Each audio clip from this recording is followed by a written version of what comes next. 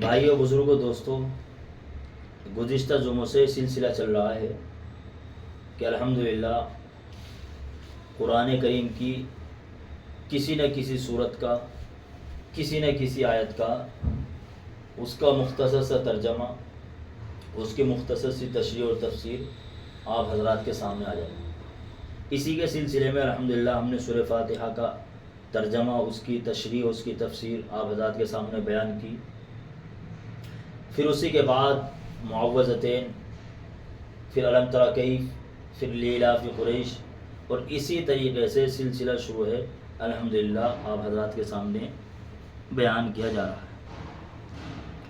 آج آپ حضرات کے سامنے سورہ لہب، تبت یدا ابی لہب وتب ما اغنی عنہ مالہ وما کسب سیصلی نارا ذات لہب وامرأتہ حمالۃ الحطب فی جیدہا حبل من مسد. اس کی ترجمہ، اس کی تشریح اور اس کی تفسیر آپ حضرات کے سامنے بیان کی جائے. ہاں، حضور صلی اللہ علیہ وسلم جب اللہ تبارک و تعالیٰ کی طرف سے محبوب صلی اللہ علیہ وسلم پر یہ آیت نازل ہوئی وَأَنذِرْ عَشِيرَتَكَ الْأَقْرَبِينَ، اور حکم ہوا کہ محمد صلی اللہ علیہ وسلم آپ اپنے گھر والوں کو، قریبی رشتہ داروں کو اللہ سے ڈرائیے اور اللہ کے قریب بلائیے، اللہ کا تعارف ان کے سامنے بیان کیجیے. تو محبوب صلی اللہ علیہ وسلم نے وہی پرانا طریقہ اختیار کیا کہ عرب کے لوگ آپس میں ایک دوسرے سے دشمنی رکھتے تھے، ایک دوسرے کی خون کے پیاسے تھے، ایک دوسرے کی جان لینے پر آمادہ رہتے تھے، اور ایک قبیلے کی دوسرے قبیلے سے دوستی بھی تھی، ایک قبیلے والوں کی دوسرے قبیلے والوں سے دشمنی بھی تھی. تو وہ قبیلے والے دوسرے قبیلے والے کو خبر کر دیتے، آگاہ کر دیتے کہ بھائی فلاں قبیلہ ہے جس سے آپ کی دشمنی ہے، وہ آپ کے اوپر حملہ آور ہے، آپ کے اوپر حملہ کرنا چاہتا ہے، آپ کے اوپر حملہ کرے گا، آپ لوگوں سے قتل و قتال کرنا چاہتا ہے، لہذا آپ اس سے بچے، اس کا انتظام کیجیے. تو وہ آدمی خبر دینے کے لیے، آگاہ کرنے کے لیے پہاڑی پر چڑھتا اور پہاڑی پر کھڑا ہو کر آواز لگاتا یا صباحا یا صباحا، یعنی مخاطب کرتا کہ میری قوم کے لوگوں، جو آنے والی صبح ہے وہ تمہارے لیے یا ہمارے لیے بڑی خطرناک ہے. فلاں قبیلہ جس سے تمہاری دشمنی ہے وہ تمہارے اوپر حملہ آور ہے، حملہ کرے گا، پلاننگ میں ہے، تیاری کر رہا ہے. تو وہ قوم کے لوگ اس سے باخبر ہو جاتے اور پھر اس سے بچنے کی پلاننگ تیار کرنے لگتے. تو نبی کریم صلی اللہ علیہ وسلم نے بھی یہی طریقہ اختیار کیا اپنے گھر والوں کو، قریبوں کو اللہ سے ڈرانے کے لیے اور اللہ کا تعارف ان کے سامنے بیان کرنے کے لیے. محبوب صلی اللہ علیہ وسلم بھی صفا پہاڑی پر چڑھے اور آپ نے آواز لگائی یا صباحا یا صباحا یا صباحا، اے میری قوم کے لوگوں، اے میری قوم کے لوگوں. یعنی اسی طریقے سے جس طرح وہ آگاہ کرتے تھے کہ جو آنے والی صبح ہے وہ ہمارے لیے خطرناک ہے، بڑی خطرناک ہے، تو فوراً لوگ دوڑے آئے اور صفا پہاڑی کے قریب آ کر کھڑے ہو گئے، باتوں کو توجہ سے سننے لگے. تو حضور صلی اللہ علیہ وسلم نے ان کو کہا کہ بھائی اگر میں یہ کہوں کہ جو پہاڑی ہے صفا پہاڑی، اس کے پیچھے ایک دشمنوں کا ایک لشکر ہے، وہ ہم سے دشمنی کا بدلہ لینا چاہتا ہے، ہمارا مال و متاع، ساز و سامان سب کچھ لوٹ لینا چاہتا ہے، ہمیں قتل و قتال، ہم سے قتل و قتال کرنا چاہتا ہے، کیا آپ اس بات کی تصدیق کرو گے؟ آپ اس بات کا یقین کرو گے؟ کیا آپ اس بات کو مانو گے؟ تو سب قوم کے لوگ کہنے لگے کہ بالکل کریں گے جی، محمد ہم نے آپ کو کبھی جھوٹ بولتے ہوئے نہیں دیکھا، آپ صادق ہیں، سچے ہیں، امین ہیں. عرب کے لوگوں نے محبوب صلی اللہ علیہ وسلم کو 40 سال برت لیا تھا، آزما لیا تھا، اس لیے وہ جانتے تھے کہ محمد ہرگز جھوٹ نہیں بولتا، سچا ہے، صادق ہے، امین ہے، بات سچی کرتا ہے. اگر اس کے پاس امانتیں رکھ دی جائے تو یہ امانتوں کو حفاظت کرتا ہے اور ان کو صحیح طریقے سے جس کی امانت ہوتی ہے اس کو پہنچاتا ہے. عرب کے لوگ اگرچہ بت پرست تھے، لیکن نبی کریم صلی اللہ علیہ وسلم کو صادق سمجھتے تھے، سچا سمجھتے تھے.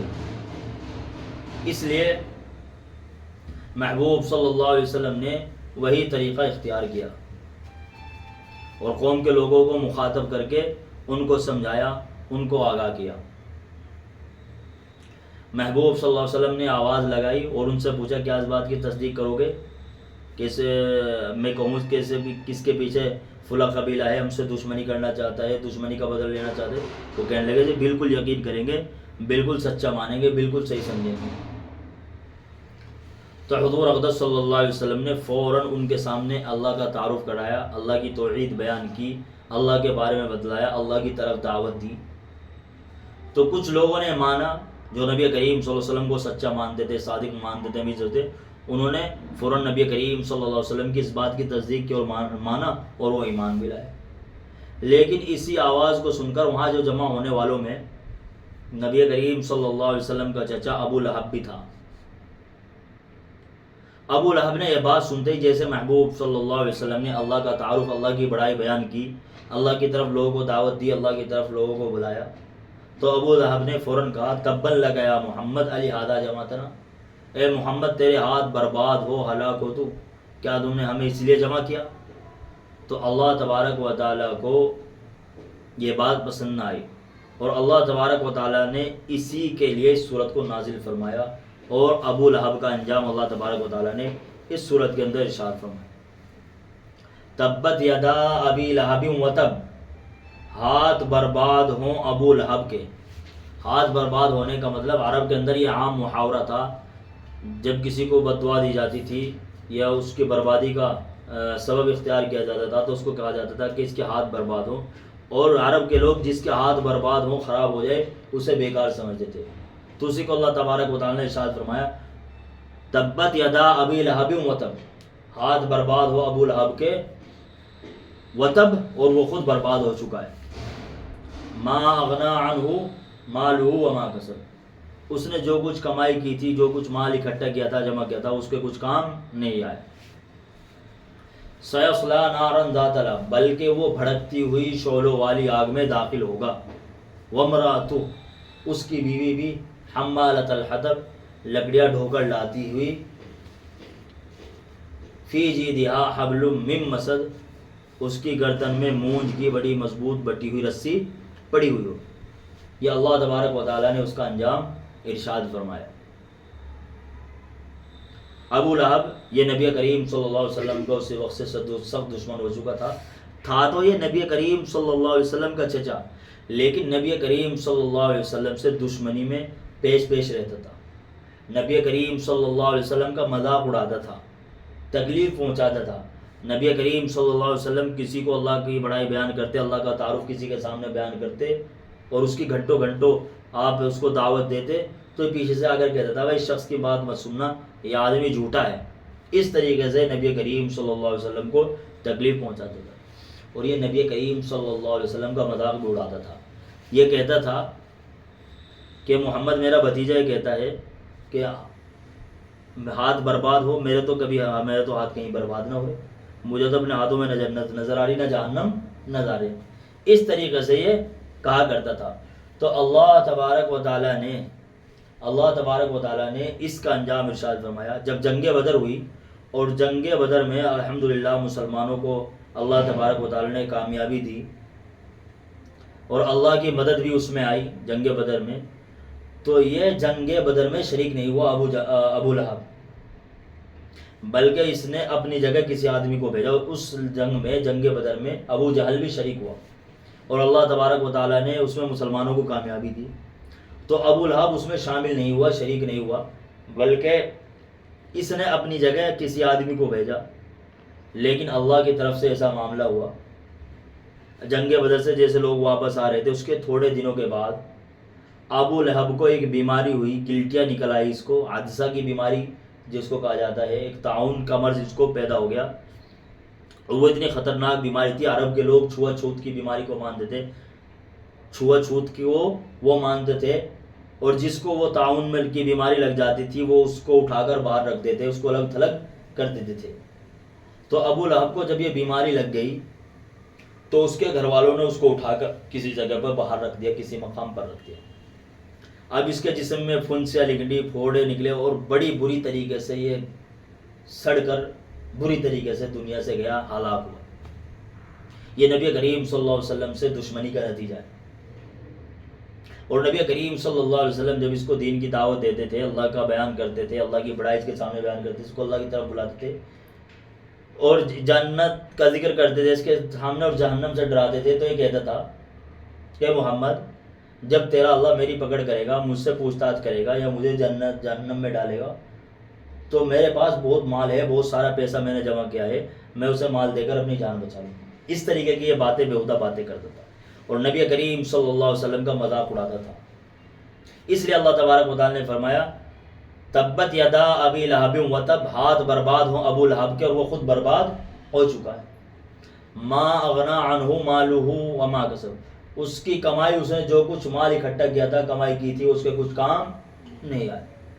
سیصلی نارا ذات لہب، بلکہ وہ بھڑکتی ہوئی شعلوں والی آگ میں داخل ہوگا. وامرأتہ، اس کی بیوی بھی، حمالۃ الحطب، لکڑیاں ڈھونے والی، لکڑیاں ڈھوتی ہوئی، یہ لکڑیاں ڈھوتی تھی. ام جمیل اس کو کہا جاتا تھا، اس کا نام تھا. نبی کریم صلی اللہ علیہ وسلم سے سب دشمنی کیا کرتی تھی اور دشمنی میں اپنے شوہر کے ساتھ ابو لہب کے ساتھ پیش رہتی تھی. یہ نبی رات یہ لکڑی اکٹھی کر لاتی اور کانٹے دار شاخیں اکٹھی کر لاتی اور نبی کریم صلی اللہ علیہ وسلم کے راستے میں بچھاتی تھی. نبی کریم صلی اللہ علیہ وسلم جب راستے سے گزرتے تھے، کسی کو دین کی دعوت دینے کے لیے جاتے تھے، تو حضور صلی اللہ علیہ وسلم کو تکلیف ہوتی تھی. یہ اپنے شوہر کے ساتھ نبی کریم صلی اللہ علیہ وسلم کے خلاف یہ کام کرتی تھی. اس لیے اللہ نے فرمایا اس کی بیوی بھی لکڑیاں ڈھوتی ہوئی. فی جیدہا حبل من مسد، اس کی گردن میں مونج کی بڑی مضبوط بٹی ہوئی رسی پڑی ہوئی.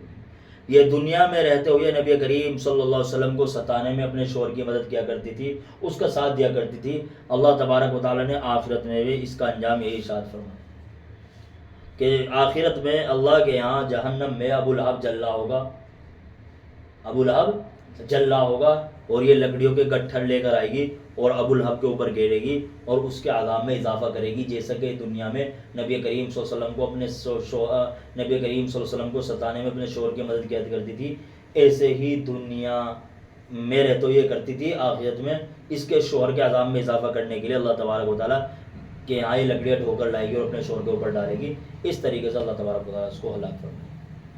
تو بھائیوں، اللہ تبارک و تعالیٰ نے محبوب صلی اللہ علیہ وسلم جیسا نبی ہمیں عطا فرمایا ہے. کیوں نہ حضور اقدس صلی اللہ علیہ وسلم کی اتباع کی جائے، ہرگز بالکل نبی کریم صلی اللہ علیہ وسلم کی اتباع کی جائے، ہر حال میں نبی کریم صلی اللہ علیہ وسلم کے طریقے کو اپنایا جائے. یہ اللہ تبارک و تعالیٰ نے اس صورت کے اندر نبی کریم صلی اللہ علیہ وسلم سے دشمنی کا انجام ارشاد فرمایا. اللہ تبارک و تعالیٰ سے دعا ہے اللہ تبارک و تعالیٰ مجھے بھی اور آپ سب کو اس پر عمل کرنے کی توفیق عطا فرمائے. کہنے سننے میں جو غلطی کوتاہی ہوئی اللہ معاف فرمائے. وآخر دعوانا ان الحمد للہ رب العالمین.